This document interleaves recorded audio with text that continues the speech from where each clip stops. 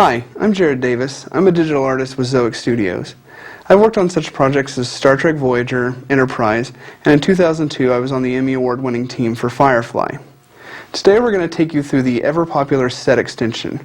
We're going to show you how to match a live-action camera and a Lightwave camera. We're going to show you how to lay out some buildings for a futuristic city and break those up into elements. And then we're going to composite it all back together in combustion, and we've got some tricks to show you that'll really help sell the scene. So let's get started.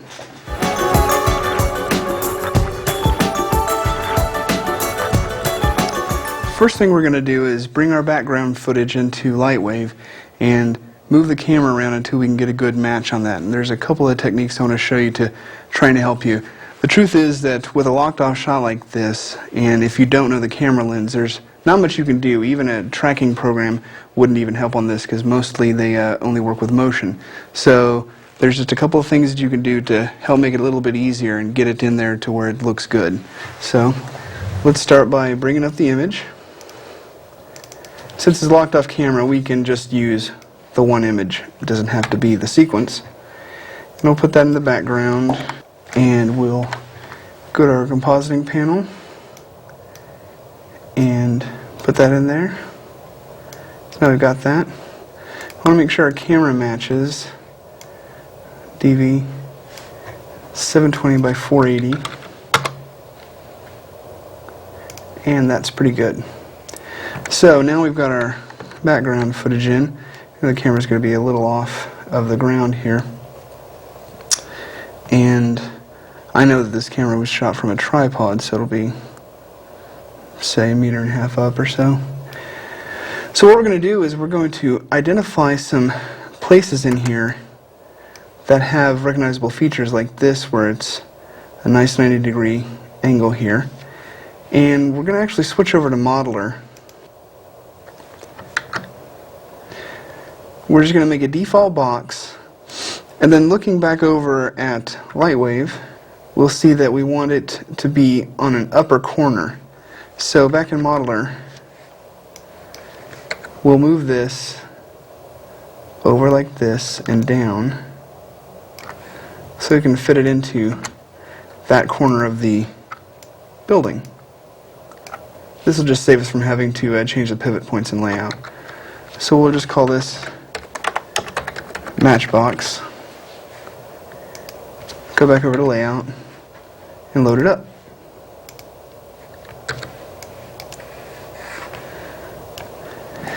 We'll switch to a wireframe view so we can just see the edges of the box, and we'll start to push it back into place.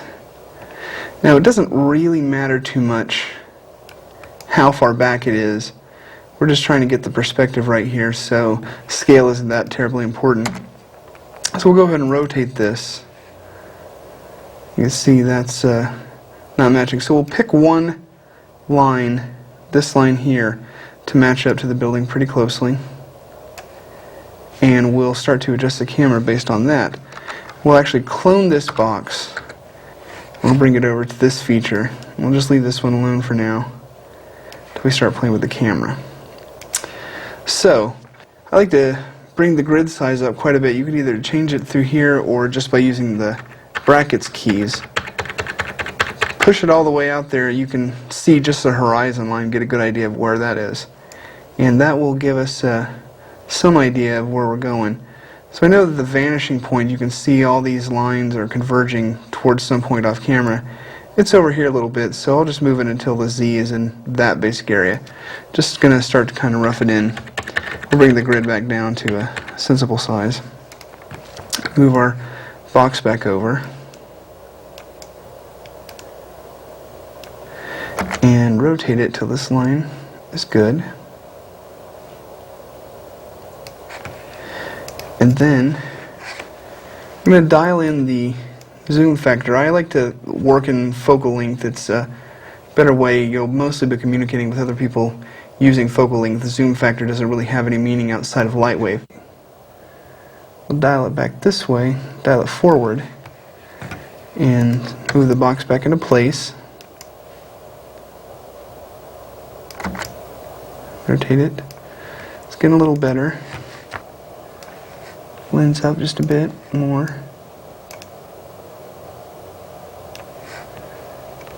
That's getting pretty close. Maybe just a touch more.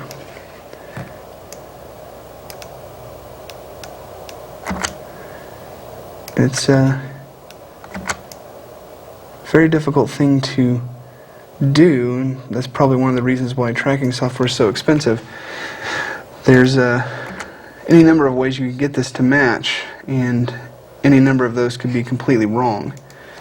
So, we'll take our other box here. We'll start to see if we're even in the ballpark. Pick a feature here. It's good. And rotate that around until it matches. And that's actually fairly close, but we've got a little problem with bank for one thing. The camera looks like it's banked a little bit. Vertical lines aren't quite vertical. So that makes that better. That's definitely matching up better. Go to the other box. See how that goes. It's getting in the area. Let's see what our boxes really look like. So we got two boxes that are completely off kilter like that, and our camera is over here.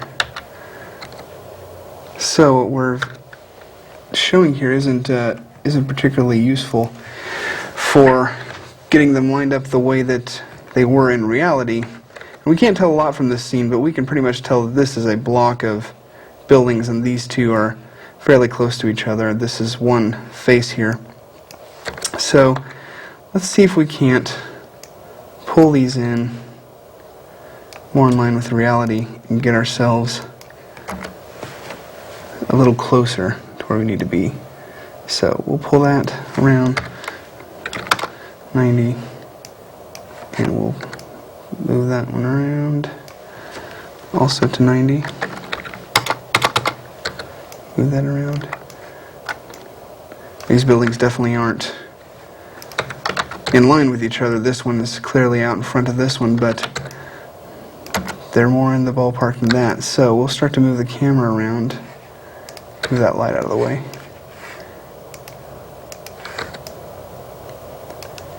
And get ourselves back in the area.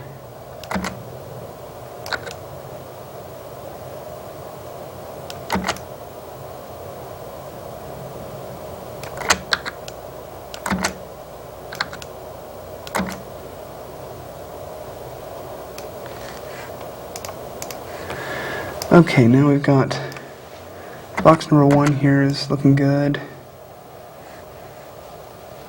Looks like it's fairly matching. It's a little off parallel with these, but not too much.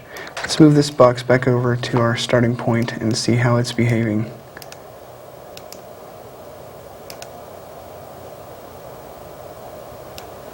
Not too shabby, but maybe a little on the wide side, on the narrow side there, so pull that back a little bit, and we'll move our camera to match.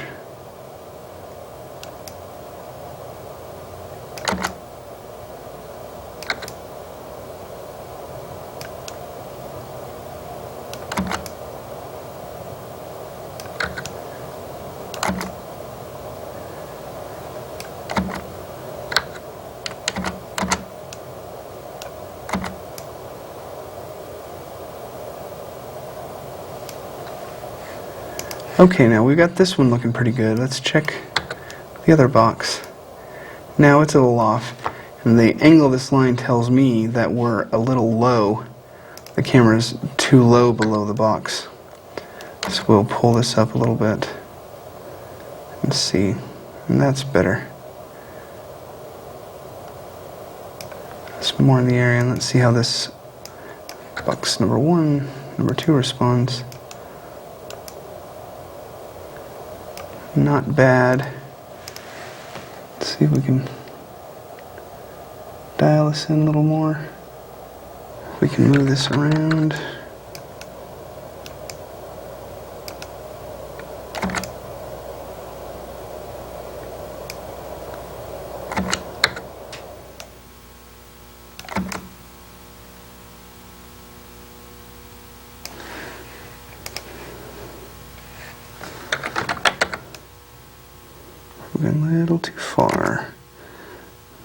that there.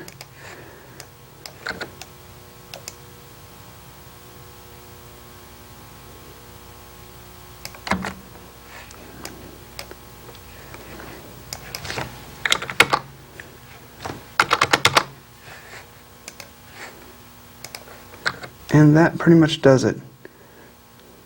We can now, we'll take this box here and we'll clone it and start to move it around a little bit just to check perspective in other areas. It's pretty close. Pretty close on this here and up here. It's not too bad. Drag this down a little bit, see how our perspective line's going. It's not too bad. We could probably do a little bit more with this line. Show that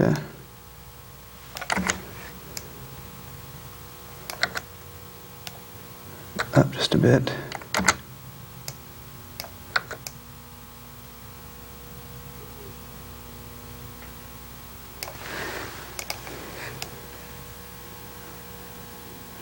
Mostly matching, mostly matching, mostly matching here. And we're pretty close. Just checking these lines here to show the perspective going off to the vanishing point. And that's pretty close. So that's going to get us pretty much in the area, and we can start to bring in our city buildings and lay them out. This is a boring, tedious process, and there's really no way around it, but using geometric shapes to match to the things that are shot in your plate can help a lot. And if you can get the lens information of the camera that shot the plate, that'll even get you in the area more quickly.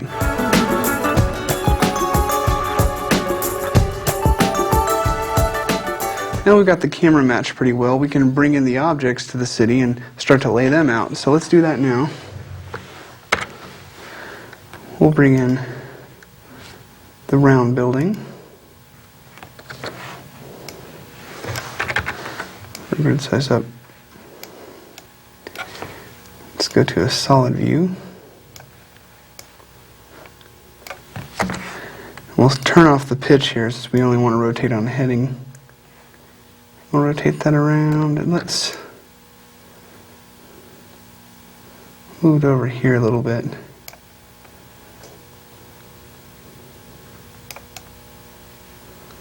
So move that there.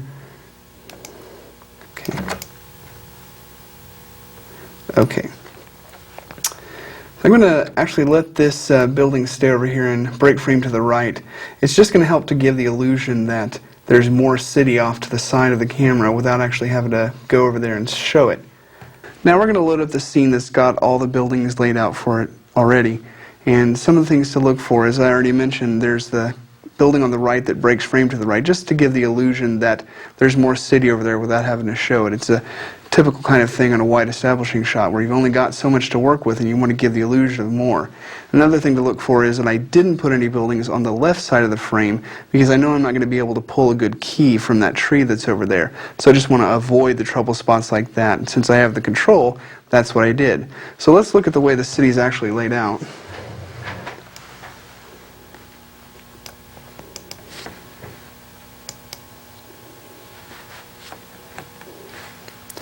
So we'll go into the shaded solid view here, and we'll turn up our ambient light just so we can see it for now. Now you can see that the buildings are laid out the way you've seen previously, and we'll put the city plate in the background here so you can see where it's going to go. So you can see here I just avoided putting anything into this left side area over here. And here's the building that breaks frame on the right. And it's just got a nice progression. The plate itself kind of flows big to little from right to left. So we want to keep that kind of same flow going on there. Keep this area open here. We'll probably do some lens flare tricks or something in here to make that look nice. So if you look at the top view of this, you'll see that there's really no rhyme or reason to the building layout per se this way.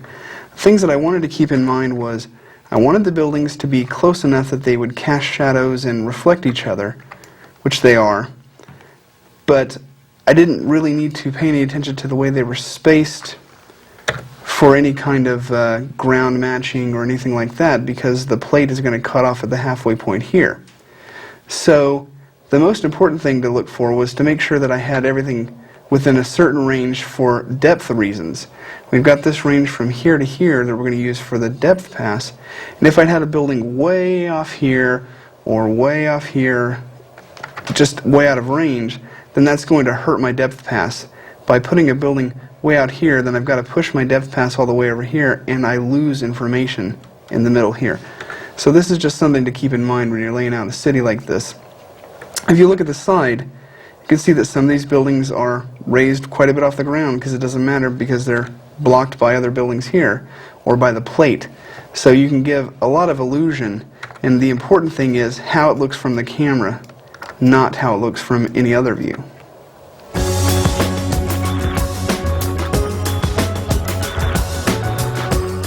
Now we'll go ahead and start to light the scene. Now there's really only going to be one main light source in here, which is just going to be a standard distant light.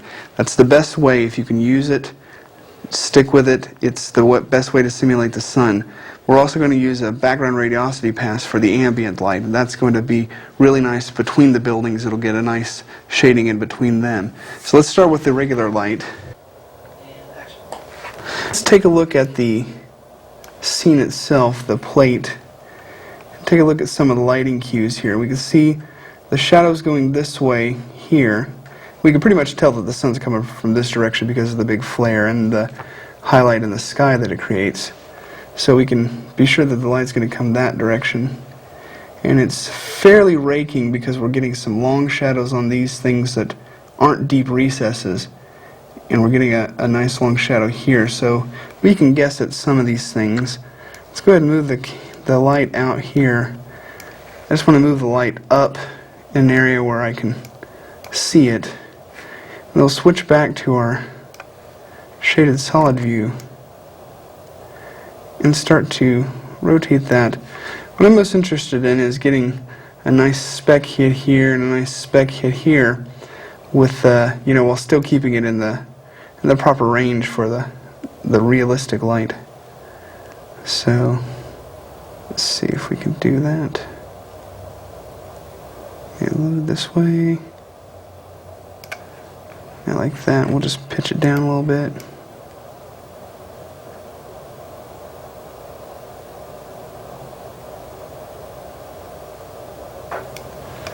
And that looks pretty good right about there. So now that we've got our distant light set, we can start with our background radiosity settings. And for our background radiosity, we're actually going to use the background plate as the illuminator. So we're going to make a textured environment with the background plate as a spherical map, and then that will shine in on our object, and it'll get the proper colors and the proper lighting into the scene. It'll look just perfect. We'll bring up our environment. I always set this to Y. I haven't seen that it ever made any difference, but I always set it to Y, just to be sure in my mind. We're going to use an image map.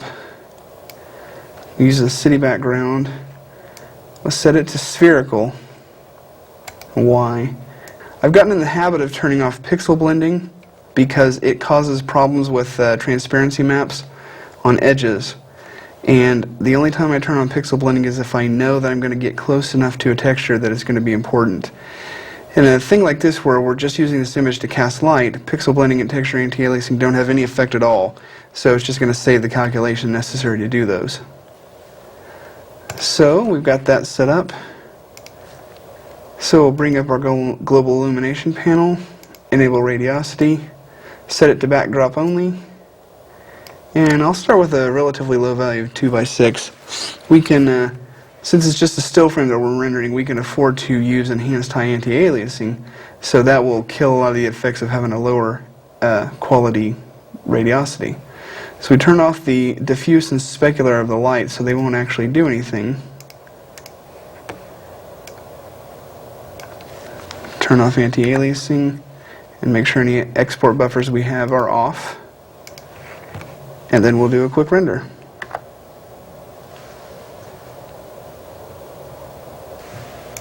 So here we have our background radiosity scene, and we can see we're getting the light from just the scene, and that looks pretty good. We're getting some nice soft shadows between these two buildings here and within the buildings in here and around here. That's the beauty of background radiosity. It just looks gorgeous. This will give us a base for our scene to add all the rest of the lighting passes on. So this scene is ready to go for background radiosity. You just want to turn your anti-aliasing settings up and then send it off to render. And remember, you're only rendering one frame for this because it's a locked off shot and there's no motion within the buildings. So then we'll go ahead and break out the rest of our scene. We'll want to go back in and just turn off your background radiosity, turn on the diffuse, and then break off that scene as we'd seen in the fighter project before. Go back through specular only light, break that off as we'd seen before, and then we'll move on to the depth pass. So for the depth pass, we're just going to use plain old Lightwave fog. You want to make sure that you have show fog circles on here. And then we're going to go to the volumetric panel, linear fog, and then we're going to start to crank out the minimum distance. And we'll watch it come up from the camera here. We want to keep that just in front of this closest object. We want it to have a little bit of fog at all times, so we want to make sure that that's before that. And now we can crank out the maximum until it's just beyond the farthest object. Now we can get a look at what that looks like with OpenGL fog. You can see that this is pretty close to being completely fogged in, and this is pretty close to having no fog. Now what we'll do is set all of our objects to matte objects just by clicking this button. And you can also multi-select these objects and set matte object all at the same time. And we'll just do a quick test render to see what this looks like. So there we are. Everything here, nothing is 0 at this point, and nothing is clipped out over here. So we've got a nice range of fog that'll make us a nice depth pass when we get it into the compositing program. So now that we've got the fog pass done, the final pass is the reflection pass. Now up to now we've been using non-reflective versions of all the objects, and then we've got a second set of all the objects that have reflection on them in a scene. So let's load that up and see what that looks like.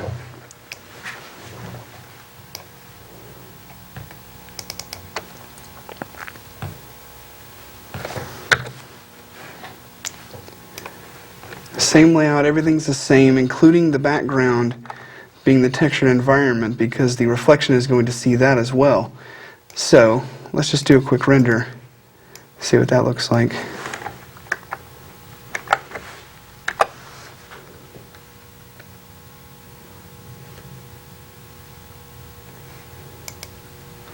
That'll get all the reflections of the buildings that we'll lay in the compositing program later. With the reflection pass, that wraps up all the elements that we'll need for the city. And there's also traffic elements rendered for you for the little spaceships that fly around the city. Those are already done, but the scene files are included if you want to check them out. They use the exact same techniques. They use the background radiosity, light, diffuse spec, and a depth pass using Lightwave fog, just like always. And that pretty much wraps it up for the Lightwave side. Let's move on to compositing.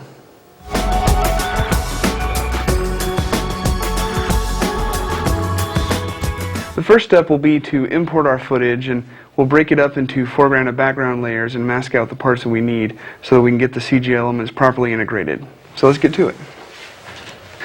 So we'll open a file here and bring in our plate.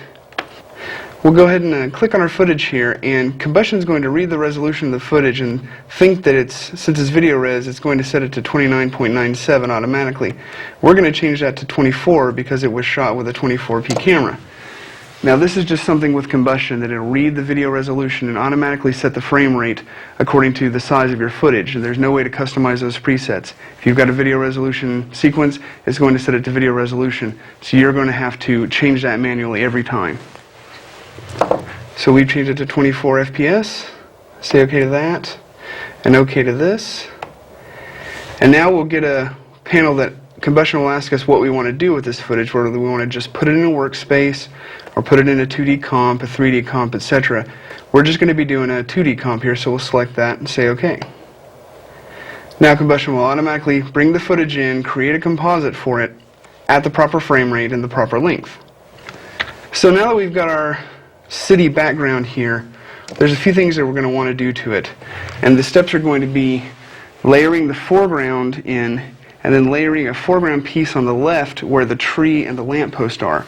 Because it's video footage and it doesn't have quite the detail of film, the key isn't going to pull nearly as well around the tree. So we're going to actually break that up into two separate keys, and then that will give us a better result in the end. We're going to go ahead and duplicate this layer because we're going to have two of them and only one of them is going to be keyed. So by duplicating rather than copying and pasting, we're keeping the footage linked. There's still only one footage file.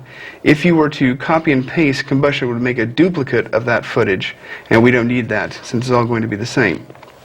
So we'll go ahead and turn off the background footage for a minute, and we'll rename this one just to keep ourselves organized to City FG for foreground. Now we're going to go ahead and add the discrete keyer to this to key out the sky.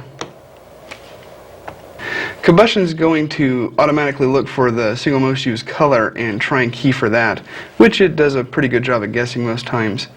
We're going to go ahead and set our eyedropper here to select somewhere up here in the middle, just a little off of from where it had set. And then we're going to use our tolerance eyedropper here to add more places to key out. As we drag across here, you can see it start to key more and more out. And we'll drag up this way. It's sampling the colors as we go and adding to the key. We can go all the way to the corner. I want to zoom in to get up here and get all these values up. Now that's a pretty good rough key. Go ahead and pull a little more out over here. And we're not going to worry about what it does to the lamppost and the tree over here. We're going to do a separate treatment on that a little bit later. We do want to worry about what's going on here on top of the building. This is a really jagged, non-anti-aliased kind of thing when it pulls the key, and that's going to make for rough edges later. So we want to go ahead and get out what we can of the brightest stuff here. We're going to switch to using the set softness here. We're going to just soften the edges of this key a bit. We'll see how it goes there. Now we've pulled a little too much out. If we take a look at the matte results, we've pulled too much out of the building here, so we can actually put that back in by using the softness tool. Still a little bit of a hard edge, so here's what we'll do. We'll go ahead and take this out.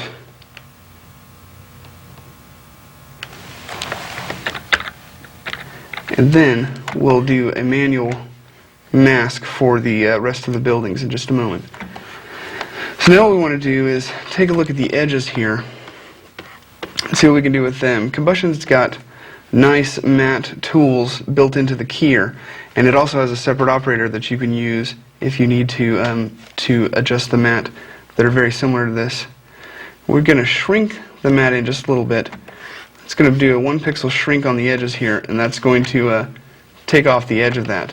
Now we're not going to go too far because looking against black on this isn't going to really tell us too much about the edges. So when we start to get back, when we have the city in the background, we'll take another look at the key and we'll adjust the edges in a more fine, precise way then. For now, we'll go ahead and duplicate this footage again on the top, and we'll call this one City FG Mask. Now what we're going to do on this one is not key it, but do a rough garbage mask using Combustion's mask tools to fill in those areas that the softness erased and give us a better, cleaner city. So we'll just start out very roughly here with the draw mask tools, and we'll draw out. We don't need to go too close to the edges because that's not where the problem really lies. We want to get close into the brighter white spots that the softness is dealing with.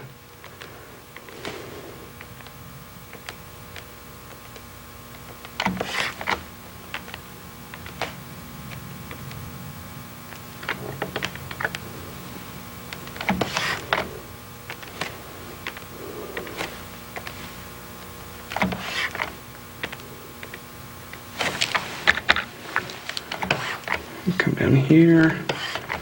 I always like to go outside the borders just to make sure I've got it all. And we'll close the mask. And I got one little funky corner here. So we'll control click breaks the Bezier handle. Now we can bring that back in. And now we've got a rough garbage mask. Go back and look at our workspace here. Bring up the full comp.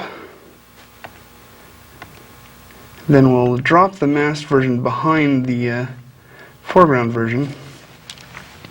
And we can see that it's filled in some of the holes that the keyer took out. That's going to give us a much better result in the end. Now, the next part that we're going to do is dealing with this tree.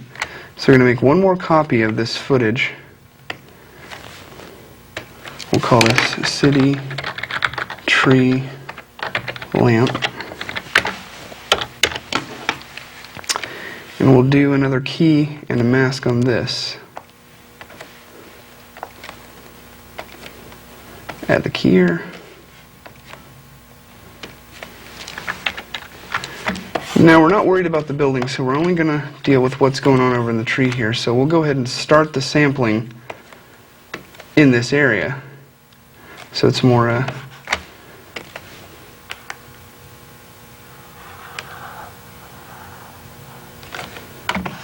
just do a nice key around here. Get around there. Now we'll go ahead and do a nice shrink and an erode. We're actually going to turn the shrink down just a bit. Use a little more erode. Erode is a much softer kind of shrink. It gradiates in more. So we've got the tree in better shape. And we're not going to do a lot behind the tree. Later on we're going to have some sky traffic that comes out from behind the tree and goes behind it. And we're going to kind of help to blend that in with the lens flare here. The truth is, a video doesn't always have the detail you need to pull a really good key. So what you want to do is do what you can to fake it, to make it look like everything works just fine in there. And getting a good key in that specific area is part of it, and then using the other tools you have, lens flares and color correction, to kind of gloss over those areas is also another effective tool. So now that we've got that, put everything back. We're going to mask this off to just deal with this tree area here. So we'll go back to our mask tools and draw mask. Double click the draw mask to put us into that mode. So we'll go ahead and draw some curves up here. The tree doesn't blow around a lot, so we don't have to worry about it blowing in or out of our mask. That's something to keep in mind if you do have footage that moves quite a bit. And then we'll go ahead and be really rough on the edges here. And there we go. Now we've got our layers. That should pretty much take care of everything for our footage. But as I said, we'll adjust the edges as needed when we start to see more of what the footage looks like in the background. So that gets all of our footage in. We've got our background and foreground layers. We've used the keyer and the masker to go in and separate out all the elements that we need to integrate our CG footage. That pretty much takes care of that. Now we'll move on to importing and adjusting the CG footage.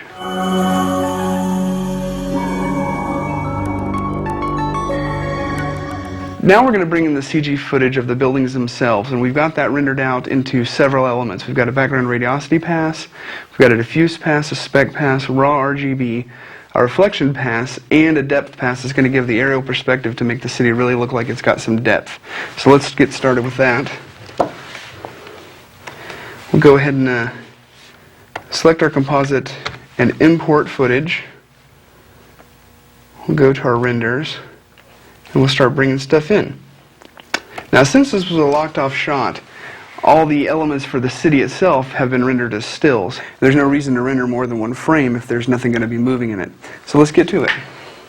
So now we're going to select all the files to be imported. We've got a background radiosity pass here. We've got a depth, diffuse. All these different layers were covered in the last video and what they're for. We'll see that again in this one. So now we've got all of our pieces in. We'll go ahead and bring those in. And there they are. So now, first thing to always do, select them, turn them off, so we can deal with them one at a time. Now, the first passive background radiosity pass, this is the ambient light of the scene. This was done with background radiosity using the background footage as a textured environment so that the colors of the background are properly reflected on the CG elements. So we've got that, looks good. The depth looks good. The other thing that you want to always check with combustion is it's going to guess for you what you want to do with the alpha channels and the color of your elements. So I always like to go through and just make sure that everything is looking the way I want. All these things should be pre-multiplied with black. Combustion doesn't do that sometimes. So as we're checking out these elements, making sure they're all good, we'll go ahead and check the footage as well. This is a diffuse pass, is a black and white pass, and combustion automatically reads as an alpha. So we want to not say alpha, we want it to be color plus alpha with pre-multiplied. The raw also pre-multiplied. The reflection it brought in properly. And the spec it also read as an alpha since it's black and white. We'll go ahead and use that color plus alpha and pre-multiply. Now we've got all of our pieces of our city in. We're going to go ahead and put these together in a nest on its own so that when we treat them later we can treat them as a whole. We'll do some individual manipulations but within another comp. So select all the layers of the city. We'll go up to Object, Nesting. We'll give it a layer name here. We'll just call it City Elements.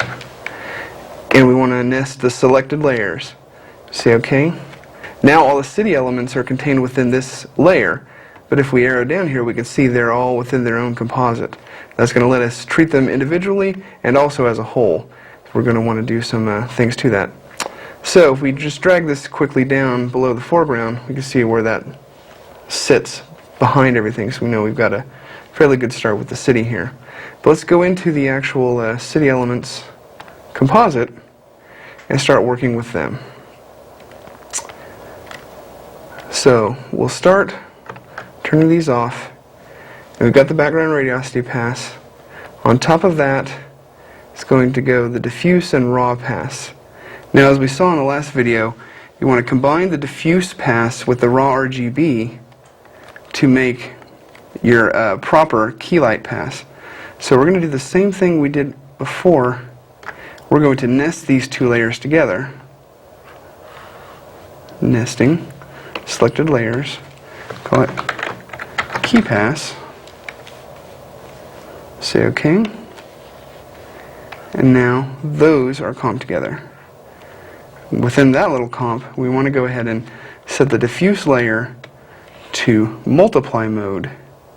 And what that's going to do, since the diffuse is black and white and the raw RGB is the untreated color from the Lightwave render, we're going to go ahead and by multiplying those two together, that's going to give us the result as if we'd rendered the key pass, but it's going to give us the flexibility to color correct those individually.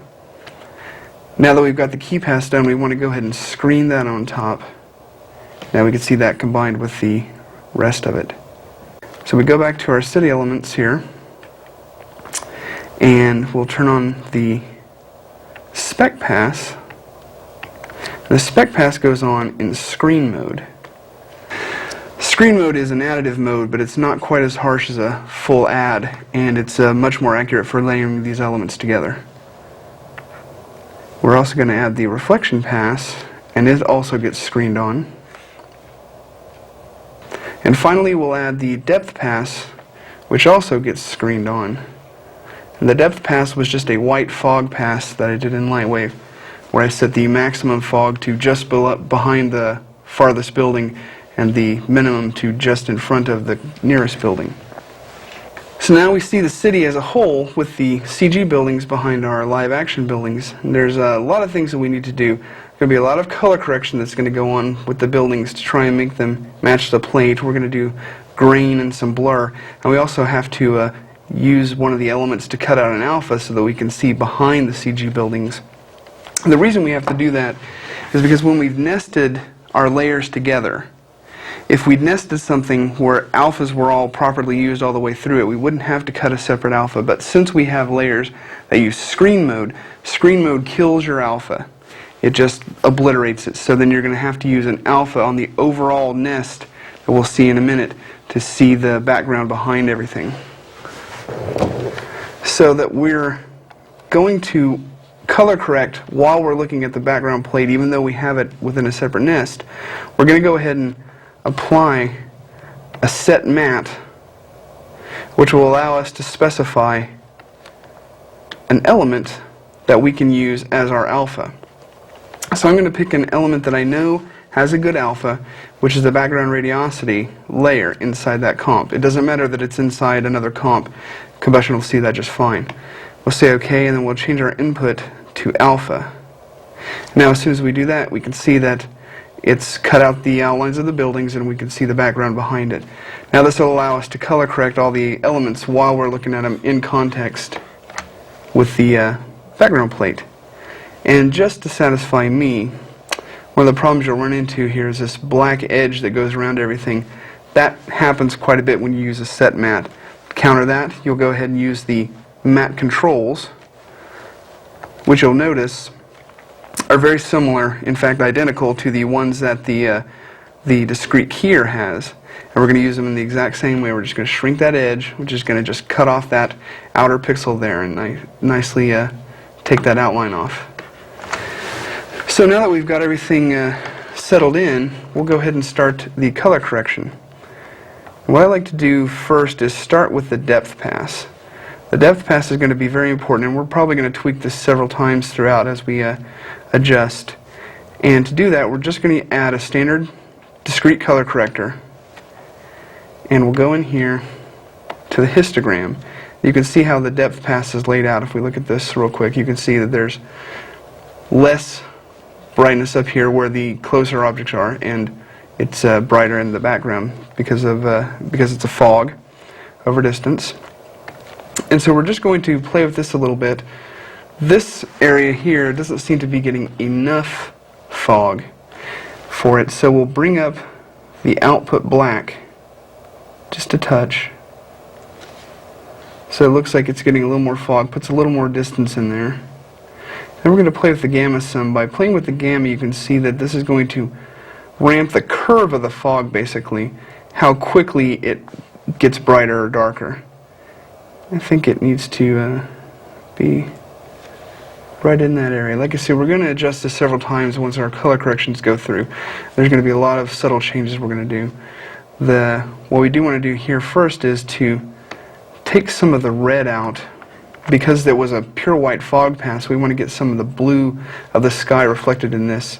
And I usually like to do my color corrections by subtracting out or getting rid of some of the colors, some of the opposite colors. So if we take red out, you can see it start to go towards cyan. You get a little pass where you think, then come back. It's kind of like tuning a guitar.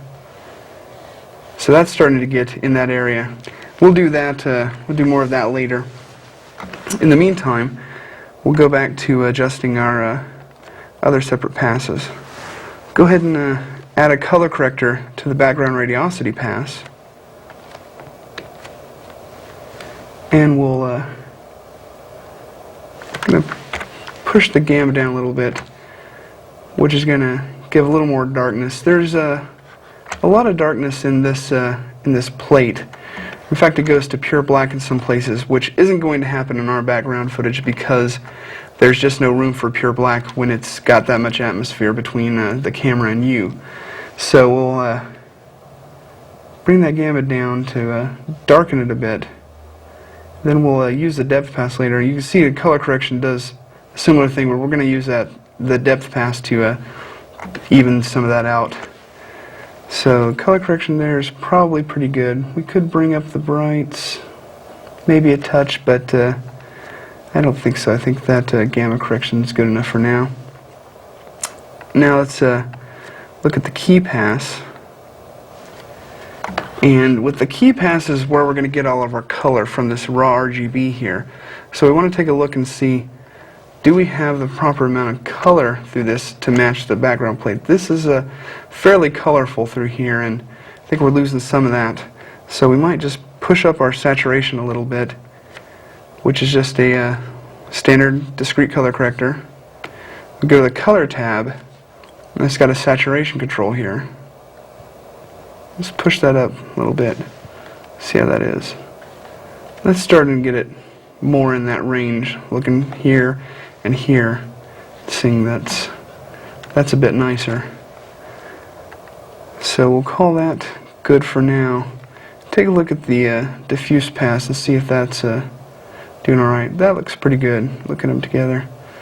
Yeah, I think the key pass is okay for now. So let's go back to our main comp, and we'll go ahead and take a look at the spec pass. So you can see we've got really bright highlights here, glints off these windows, and off this side here. Now, it seems to me that when I'm looking at this, that the spec here, combined with the fairly bright diffuse, is just a little hotter than I would like. Now if we take a look at a color corrector here, we'll take a look at the ranges. Let's look at this by itself. If we select this and we look at the ranges and we pick shadows, this is going to show us the range of the shadows in this area. Range will be highlighted in white, so all the white that we're seeing is actually highlighting the darkest parts, and if we switch to highlights, that's going to be highlighting the brightest parts and midtones. So what we're seeing here is this big column here is falling mostly in the midtones, whereas these bright highlights over here are falling in the highlights. That gives us a good separation for our tools. We can make that a little bit stronger by adjusting this down. This is a histogram, just like the histogram in the up here for the color correction adjustment, so we can see how much is dark, how much is bright. This is a graphic example of the number of dark pixels to the number of light pixels on this side. So as we bring these down, you can see that this, since we're on the midtones, we're starting to lose these. These are no longer defined as midtones where it's going black. They're going to be defined as highlights now. So we've gone a little far on that one. We'll bring that back down. And now, what we can do is take the midtones down by ramping their gamma up and bringing their output white down. That's just going to take the edge off of this column here without losing the bright hot spots on this side. And we take a look at our main comp again. And that seems a little better. It's got a little tighter spec pass here. I actually might want to bring the overall up just a touch for these highlights here. We'll bring the highlights up a little bit too. Bring their gamma up. So now we've got some nice glints there. We'll do something with those in a bit. Next we've got the reflection pass. And if we take a look at the reflection pass by itself, see, this is just where things have reflected, and it is a ray trace reflection, so the buildings will reflect each other, but they'll also reflect the background, which again is just the background plate set into a spherical textured environment. So with the reflection, you'll want to do color correction mostly for the brightness of the reflection, but also for the curve of the reflection on buildings. Since we've got a kind of Fresnel shader on a lot of these buildings, which most things do respond to Fresnel effect, since the reflection curves out, we're going to have darker areas where there's less reflection and brighter areas where there's more reflection. And by changing the gamma, we're going to change the curve, how tight those things are. And that's one of the main things you want to do on these reflections. It's going to define how shiny the buildings look. So we'll go ahead and add a color corrector. And let's take a look at what we do with the, when we change the gamma here. You can see how that ramps it up or ramps it down and changes the curve basically of how the reflection responds. So we'll go ahead and pull this up just a little bit. See on this building here, it looks really nice. And then we'll see how it looks bringing down the overall brightness of the reflection, just to dull it down just a little bit. Bright reflections are pretty hard to come by in nature, so we don't want to blow that. Let's turn it back on the depth pass, see how that all looks together. That looks pretty good. And we'll revisit that in a bit as well.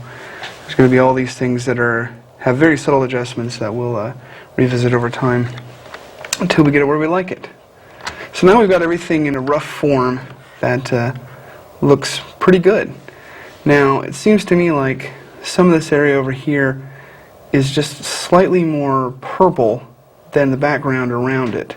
So one of the ways that we can fix that is to add an overall color correction to the city, and we're going to pull up the green gamma just a little bit. We pull that up too far, we've gone too far. We pull up the green just a touch, literally 0.02, just to get that out of the purple and into the better cyan range of the background there. So now we've got something that's looking pretty nice. Got the edges taken care of here pretty well. Let's take another look at this edge of this building here. See what we can do about that. We'll go back. This is the city foreground, and there's the discrete here, and remind us what's going on there. So we'll go to the keyer. See what happens when we shrink more. Start to take more off of that. Now, the problem with shrinking is you can go too far and it starts to misshape your background footage, but that doesn't look too bad, and it doesn't have an extremely precise shape to begin with. That actually looks pretty good. It's taken the edge off that, helped to blend those in a lot better. So got all those things there. What else might we want to do to this? Well, we need to blur it. As you can see that these are quite a bit different. The CG is much, much sharper. So let's go back to our city elements, which is the overall comp. And let's add a Gaussian blur to that. Let's see what happens at 1. 1 is just too much. It's just too fuzzy. Go ahead and try at 0.5. And 0.5 just doesn't seem to be enough. Let's split the difference and go 0.75. See what happens. That's kind of in the area. So the Gaussian blur at 0.75 looks fairly good. Still lacking grain in this area, and like we covered on the last video, DV cameras don't have grain so much as they have noise, and they also have artifacting. And artifacting isn't something that we can really simulate here, but we can add some grain to it, and we'll see how that responds. Discrete combustion has a really good grain matching algorithm, but since this isn't really film grain, it doesn't really know what to do with it. So we'll use that just to get us in the area. We're going to do some really specific custom controls to try and match the video noise look with the grain filter. Okay, so we'll bring our city elements here, and we'll go to grain management. We'll add grain. And remember, you always want to keep the grain as the very last thing. We've got all of our matte controls and color corrector and blur. You never want to do a blur after grain, it'll just kill it. So we'll go in here pretty close, and we'll use our match grain and select this area, which is nice and even. Let's see what happens. And that doesn't get us a bad start. The problem with grain versus noise is that film grain disappears in the bright areas because on film, white is transparent, therefore there's no grain. With video, it's noise, and there most certainly can be grain and noise in white. So, what we're going to do is we're going to actually use the exclusive channel features here, and we're going to take a look at our red channel. And in order to match that up, we're going to take our city foreground, we're going to add a grain remove filter. We're not going to use it to remove the grain, we're just going to use it to look at the grain in individual channels. So you can see here that this isn't really grain at all, it's very electronic noise looking, and that's what we have to try and match. So we'll do our best with the grain tool here on our city elements. So we're on the red channel there, and we've got all these controls for gain and for all these, and we've also got a film stock control here. But since we're not matching any film stock, we're going to go ahead and go to custom. The custom is going to give us a kind of a curve here that's going to show how the grain responds from dark to bright. So this is the brightest area, and this is the darkest. This is how much grain gets applied. And in looking at it, video actually has less grain in the dark areas that you can see here, less grain in the white areas, and a lot more in the gray. But it most definitely does have some grain in the brighter white areas where film wouldn't have that. So what that curve is going to look like is something like this. To have none at the very top, very little at the very bottom, and it's going to have quite a bit in the middle. We'll ramp those, add another key here. Alright, so now let's take a look at this. Is way, way, way too much, but we can get an idea of how it goes here. You see there's less in the dark. We might want to even have less that way. And you can see less in the brights and more in the middle. But now we'll pull this down into a reasonable amount of grain. You can just see as it's going, just kind of let your eye see that this is kind of in the area. Now, film grain tends to be round because it's actual granules of the dye particles, but video noise is not round. In fact, it's quite horizontal, as you can see here. So what we want to do is leave the X radius up all the way, and we're going to turn the Y radius down. Since we're dealing with red here, we'll turn that Y radius. You can see that starts to give it a much more horizontal look, and I think that's really as far as we can go with it, except for adjusting the levels here. So now we've got something that is probably as close as you're going to get with video noise. That puts us right in the ballpark there. That's not bad. So now let's switch over to the green channel. We're going to do the same thing. We'll switch to the green channel on this remove grain operator so we can see the green here. See, the green looks a lot different in the plate versus red and then green. And it all has to deal with the way that the footage is compressed. So go back to our add grain operator and we'll switch over to the green curve. We'll leave the ends pretty much where they are, pull the dark up a little bit, and then we'll go ahead and add a key. We'll just pull it into the red area to start with. And we'll go ahead and drop that Y radius all the way down so it starts being more horizontal as well. You can see there's less noise in the green, and the reason that there's less noise in the green is that the green is the closest to the black and white component of video, and most of the information is contained there. So, henceforth, we have less grain. So we'll pull this down till that's actually a pretty good match there. We'll go ahead and put a little bit more on the bright end there. And we'll see how that looks. Check here, check in there, check in the dark, check in the blacks. That's not bad. We'll switch over to the blue now. And also do the same on our plate. And we'll see how the blue looks. Blue looks somewhere in between the red and the green there. It's not quite as bad as red, but it's worse than green, so go ahead and pick the blue, pull it up here, pull it up on the bright, go ahead and deal with the amount. Probably going to end up somewhere in the middle there. That's pretty good. We'll bring that radius down as well. So we've got nice horizontal. That's actually probably a little too much. See how that goes. And so far we've trusted these individual controls. See how they'll do. Maybe just a little bit more in the bright. Now it's time to see how it really looks. We'll turn off exclusive and see that.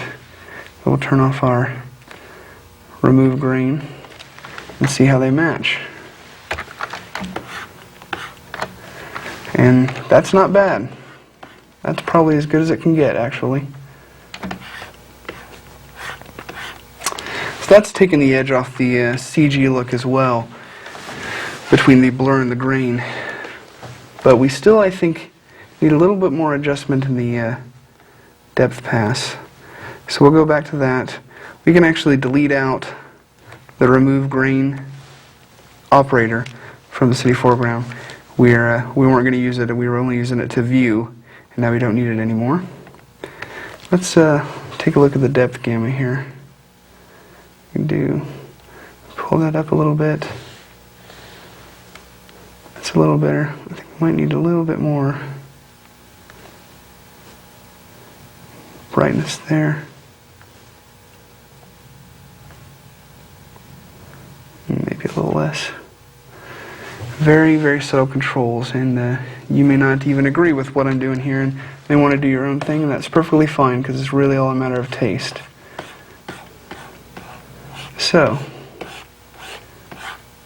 not too shabby. Okay. That pretty much wraps it up for the city part itself until we get to more overall tweaking later. We've brought in the background radiosity pass, laid over the diffuse and spec and reflection passes, and then put the atmospheric perspective in with the depth pass. And that brings us on to the next section, which is adding some sky traffic.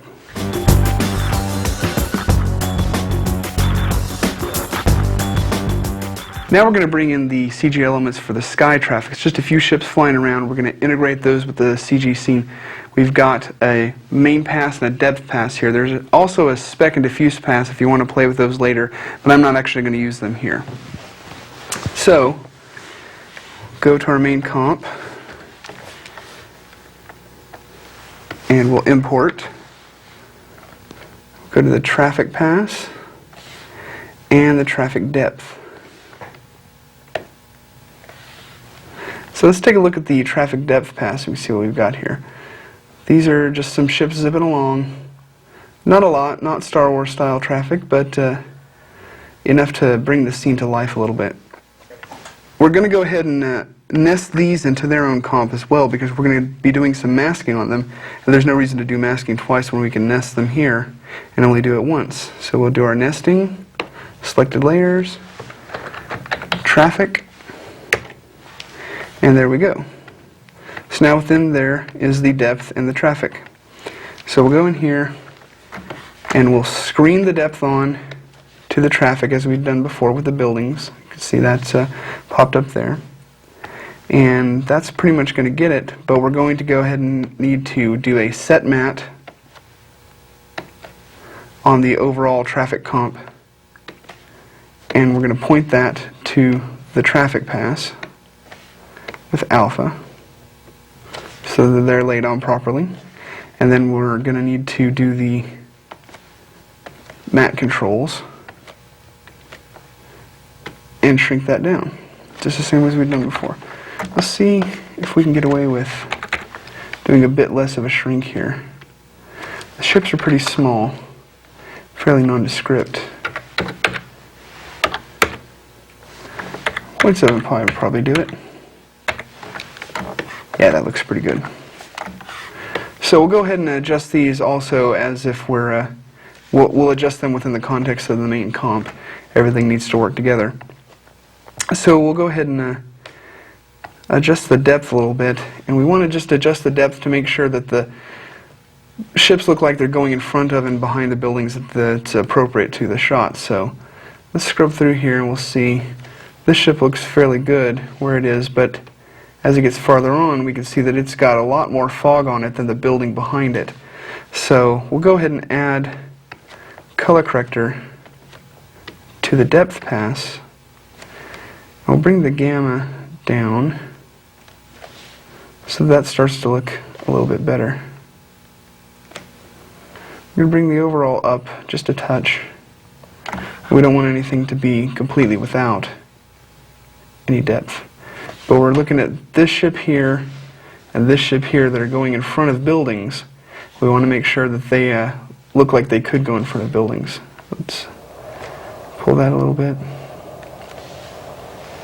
So that's good. These are very simple, nondescript ships. Whipped them up pretty quickly.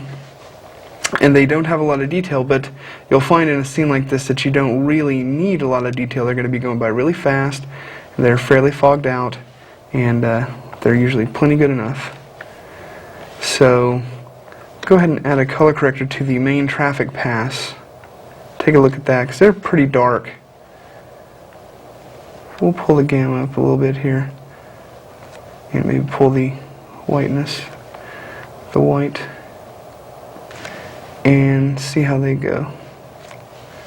That's a bit better. It's a bit more filled in. We can then lose some of the depth. It's always a balance between them. So now that's looking fairly good between all these ships here. Now what we want to do is we can see that they're definitely not nearly as blue as the background here.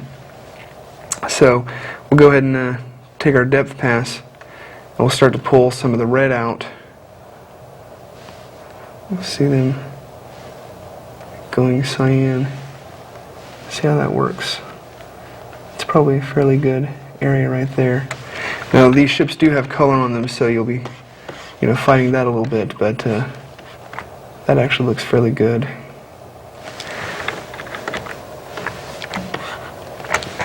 So let's scrub through a little bit more and make sure the rest of our ships look good. Now here's a ship that's off in the background here, and you can see this actually intersecting with the buildings. This is a good example of what to do if you've got traffic that you need to put behind real buildings and you don't have an alpha for it. We're actually going to make an alpha by masking. We're just going to mask this ship out until it gets behind this building. So what I like to do is start just when the ship is crossing the border of the building here. And we'll select the overall comp, and we'll do a mask. We'll draw the mask. I'm just going to draw a really rough mask here and adjust it later.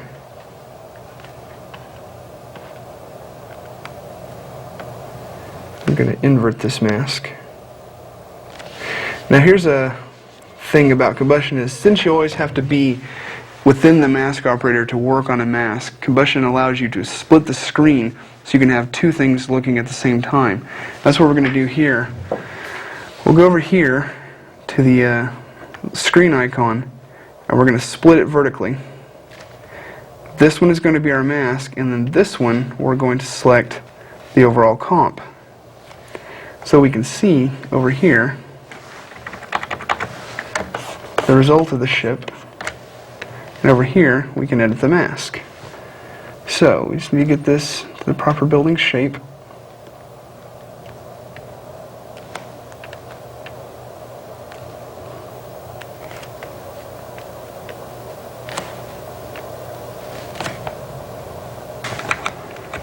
And we're going to feather this just a little bit to kind of match the shrink mat that we did on these on the CG City. Then we'll adjust this just by selecting them, and you can use your arrow keys to move them around, which is a good way to get some precision. And that's probably pretty good. Okay, so now we've got this mask adjusted for this frame.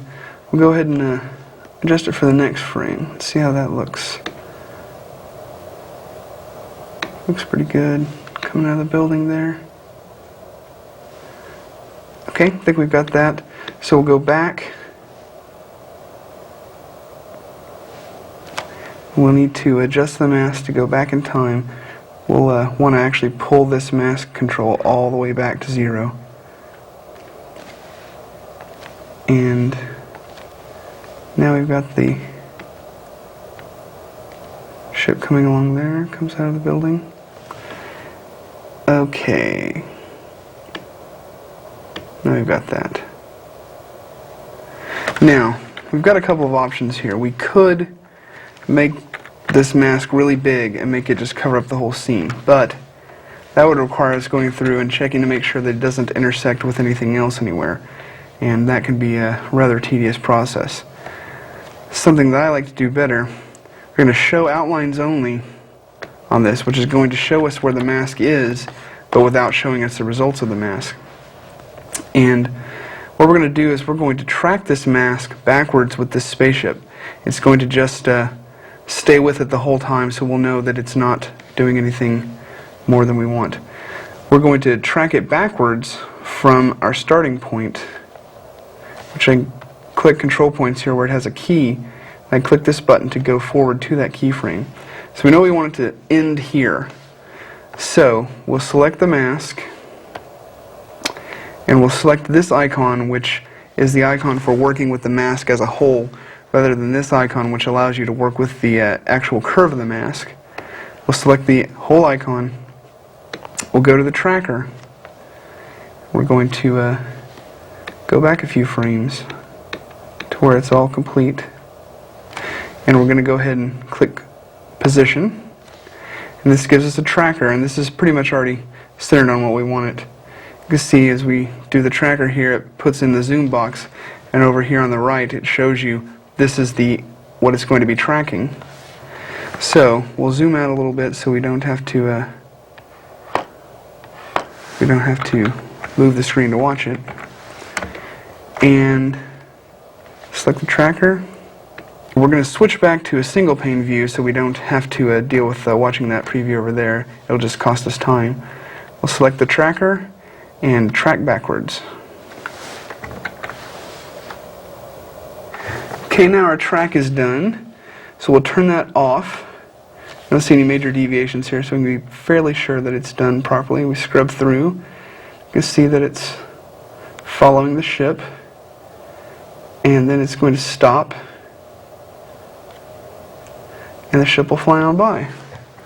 Combustion's degrading the image as we scrub there, just so it can go faster. And then we let it sit for a minute, it'll resolve to full quality. Now all we need to make sure is that this mask doesn't intersect any other ships.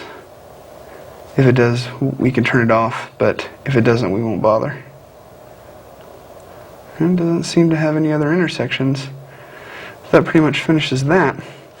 Let's go back out to the main comp. Okay, now we've got no errant ship in there. Let's scrub forward a bit. Okay, good. A little bit farther. There's the ship. Let's go up in there and make sure that we've got the edge of the building is still solid. Good. Yeah. That'll work. So now what we need to do, we've got the depth pass lead in there fairly good, color correction that's working pretty well. Now what I think we need to do is do an overall blur, similar to what we did to the city. Actually, we can, in fact, just copy the blur and grain settings. Control C, we'll copy. We'll just Control V. Those right on top.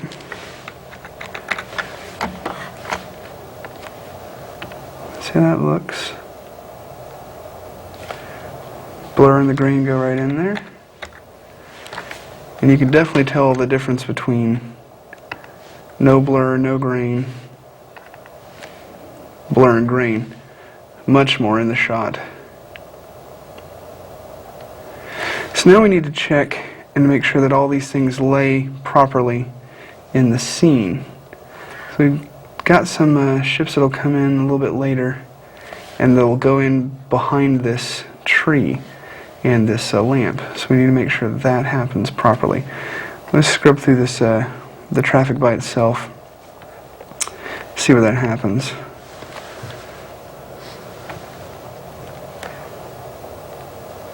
There's a ship there that's going to go behind the tree. So let's go back up to our comp in this area. See how it looks. We'll pull this down below the city tree lamp. We'll pull this down below all the city foreground elements actually, and see how that goes. We'll back it up a couple of frames. There we go. We'll forward one. And again. And that's actually not bad. At the speed it's moving, you probably never see that, but we can go ahead and take the city tree lamp, go to the keyer, probably take some of that out there. We'll go back to the set softness, pull that in just a touch. That's probably a little far.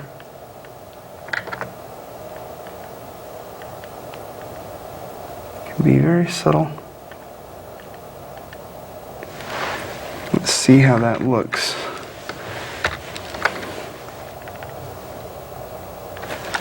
That's better edge. Now we've got our traffic laid in pretty well, and the grain is matching, the blur is matching, and it's going in front of and behind the buildings it's supposed to. Now we're going to do some finishing touches to really add the sauce to the shot and make it look really great. So let's get to that.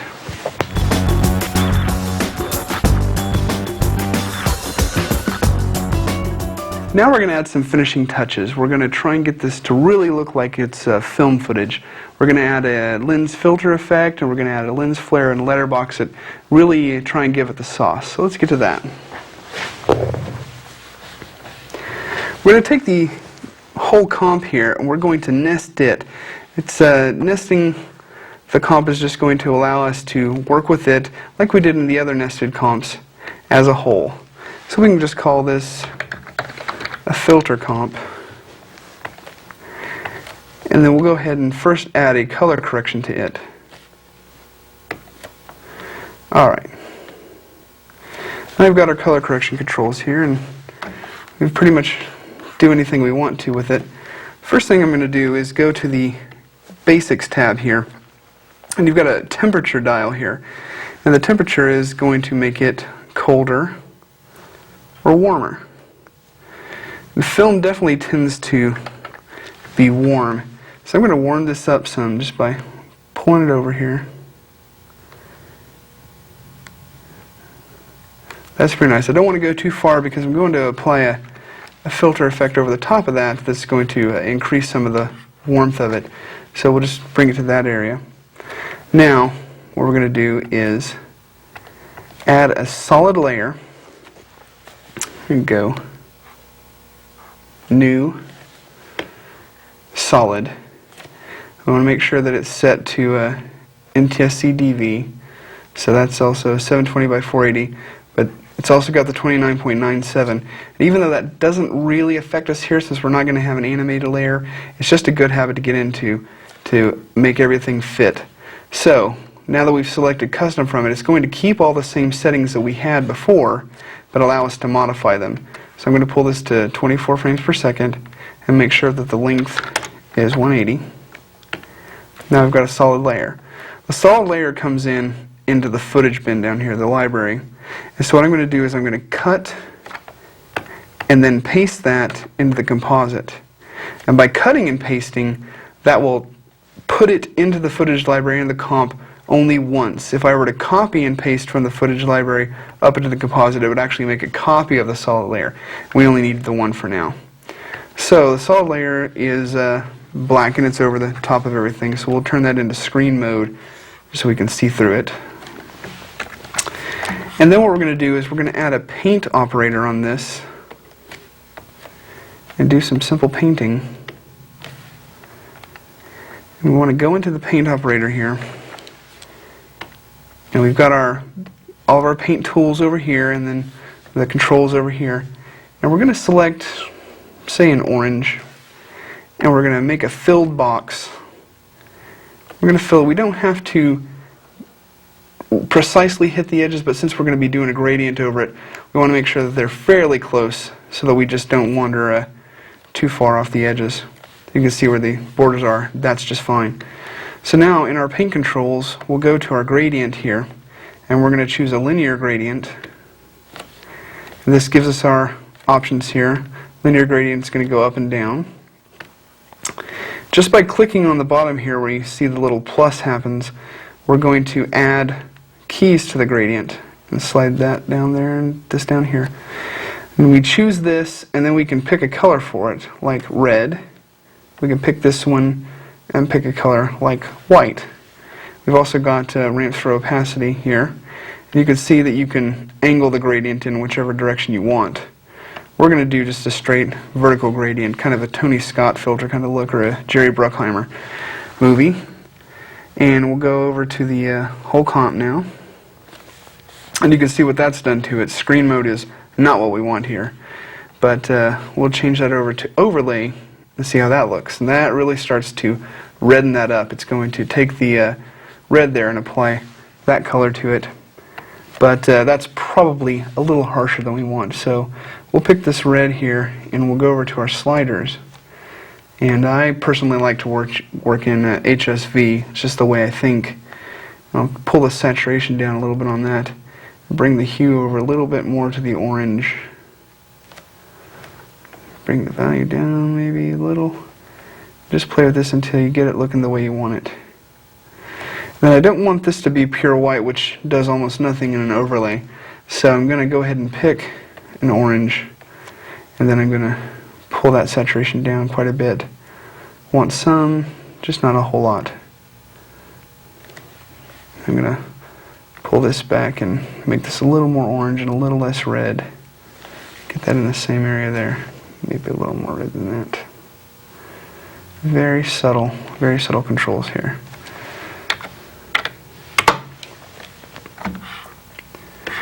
So now we've got kind of a cool sunset look going on here.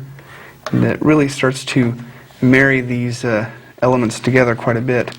And if we're going to go with this kind of look that's getting kind of blown out here, we can take these spec hits and do some nice little glows with them back in the original comp. We'll go back to the city elements, and we're going to actually copy and paste the spec out into the main comp. And we'll bring this down below the traffic and below the masks and everything. We don't want it to go over everything, but we're going to take a look at the color corrector, make sure these hits are nice and tight. So we'll bring these down and we'll bring the black up. We only want to get the very brightest parts. We'll gamma that. We'll go back here and we screen those back over the top. Now we'll add a glow to those. Combustion is one of the only programs that has a really good glow. Stylize, glow, and we'll ramp that up a little bit. Let's see how that goes. And it's wide, tight. And that looks pretty nice. Bring the strength up a bit. Your size a little bit. Blow that out a little bit there. That looks pretty cool. You don't want to go too far with this because there's nothing in the plate that really matches anything that blown out. So you can only take it so far, and that's going to depend heavily on your plate. But that looks pretty cool. And of course there's lots of other things you could do with this. We've chosen to go with a sunset kind of look, Jerry Bruckheimer kind of look here. But there's certainly lots of other options. And the final thing that we're going to do to this is add in a flare.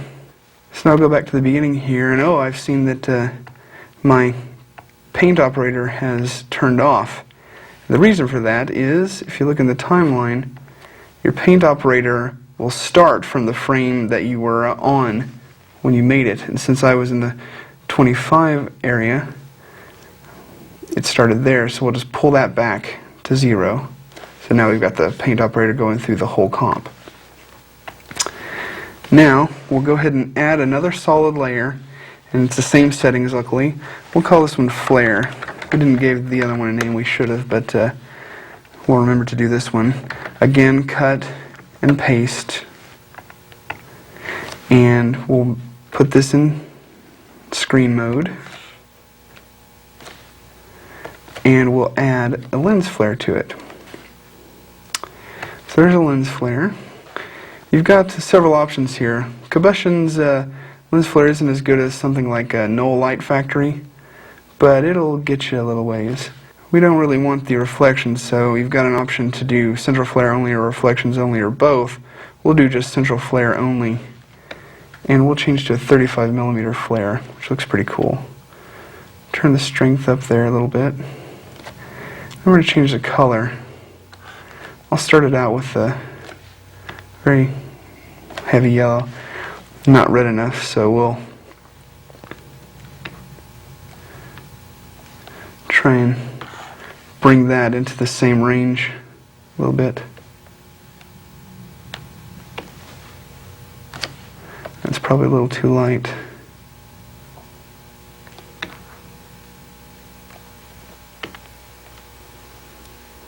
That's better. So now we've got the flare in there.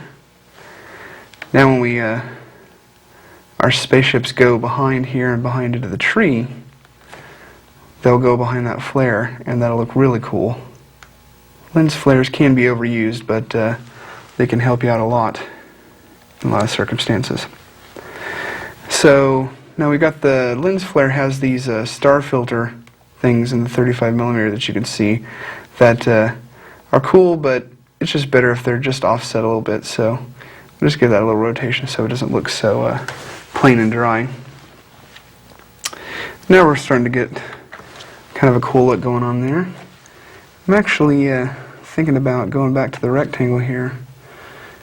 Add another gradient here, another gradient key here.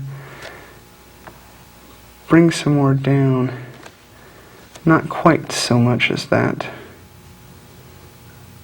Bring that there and bring the saturation up just a little bit. Just isn't quite enough going on at the bottom there. That's better. I think that's better. This is one of those times where it's never really finished. It just stops. You just have to pick a place where you're happy with it. So we've got that. Now one final thing that's going to bring this all together. We're going to add one more solid layer and call this letterbox. Same settings. Cut, paste, and we're going to letterbox this. And we're going to do that by making a mask. Going to make a rectangular mask, and we'll fit that to the corners. And the best way I know to do that is to look at your control points here. Every control point will have a set of coordinates, and you can double click on them to set them. So we're going to set this one to 0 and 480 on the Y.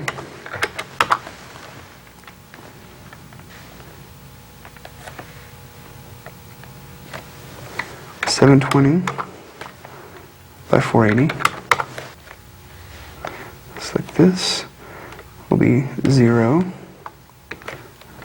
and 0. Finally, 720 by 0. So now that we've got the mask perfectly fit to the corners here, we can figure out what we want for the letterboxing. We can go to the rectangular mask controls here, and we want to scale this down until vertically it's to the proper film aspect that we want. There are 3 main film aspects, plus there's HD.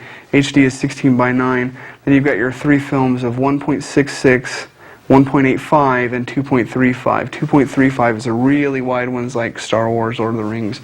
1.8 is your kind of standard romantic comedy letterbox. And 1.66 is a little more for something that they're pretty sure is going to go onto video. We'll try 2.35 here and see how it looks. It's a really cool because it really makes it look wide, but we're going to lose a lot of data here, so we may want to go back to 1.85 on this one. We'll take a look. Every field in combustion that has a number, you can double-click to bring up a calculator. So what we want to calculate is 720, which is our width, divided by 2.35, which gives us 306.383. We're also going to multiply that by 0.9, which is the pixel aspect of NTSC video, giving us 275.745. Then we want to divide that by 480 to give us our percentage. So it's going to be, this is 0.57, we'll multiply that by 100 to get 57.4468%. That's where 2.35 is. We'll invert the mask, and there we go, nice and letterboxed. This is really wide and really cool, but probably cuts off too much of what's going on, which a lot happens up in the upper ranges here. So let's change that to back to 1.85. And to do that, we'll do the same process, 720 divided by 1.85. Then we'll multiply by the pixel aspect, divide by 480, and multiply by 100. 72.973%. That's much better looking. So now we've got ourselves a nice letterbox film. And for one final adjustment, now that we've got our letterbox set here, we can take our rectangle, we'll split view here, so we can go into our paint and zoom out on this. And we'll just make sure that the gradient fills up the letterbox portion. We're losing a lot of the darker colors up here and lighter colors down here because our box goes all the way. So we can go ahead and just pull this down until we've pulled it too far. Pull that up just to get it inside the letterbox. And the same here. Estimate that a little too much. There we go. Now our full gradient range is contained within the letterbox, which is our whole image now. So we'll go back to a single view. And there we have it. And let's take a look at the final render.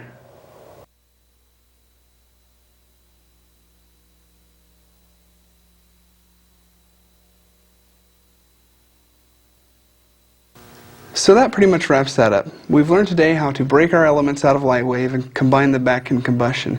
We used some techniques in combustion to make the footage look really nice. And you can apply these same techniques to your own work. And don't be afraid to experiment. A lot of what we did today is just due to taste. So thanks for watching, and we'll see you next time.